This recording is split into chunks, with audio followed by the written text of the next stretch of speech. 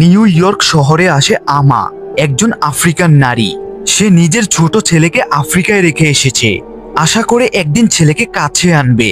কিন্তু জীবন তাকে অন্য এক ভয়ঙ্কর যাত্রায় নিয়ে যায়। সে এক ধনী পরিবারের ন্যানি হিসেবে কাজ করে। মালিক অ্যামি আর অ্যাডাম যেন নিখুঁত দম্পতি, কিন্তু তাদের ঘরে লুকিয়ে আছে অদ্ভুত অন্ধকার। রাত বাড়লে বাড়িটা যেন বদলে যায়। কখনো ছাদের উপর কেউ হাঁটে, কখনো ছায়ারা তার দিকে তাকিয়ে থাকে। আমা বুঝতে পারে এখানে শুধু সে একা নয়, তার স্বপ্নে বারবার আসে তার ছেলে লামিন। সে যেন তাকে ডাকে, মা আমাকে বাঁচাও। তখন বাস্তব আর দুঃস্বপ্ন এক হয়ে যায়। শেষে এক ঝড়ো রাতে আমা নদীতে ডুবে যায়, তার কোলের শিশুকে আঁকড়ে ধরে। কিন্তু তখনই দেখা যায় সে যেন তার ছেলেকে ফিরে পেয়েছে। এই গল্পটা কেবল এক মায়ের না, এটা সেসব স্বপ্নবাজ নারীদের গল্প, যারা জীবনের জন্য লড়ে কিন্তু হারায় নিজেদের আত্মাকে।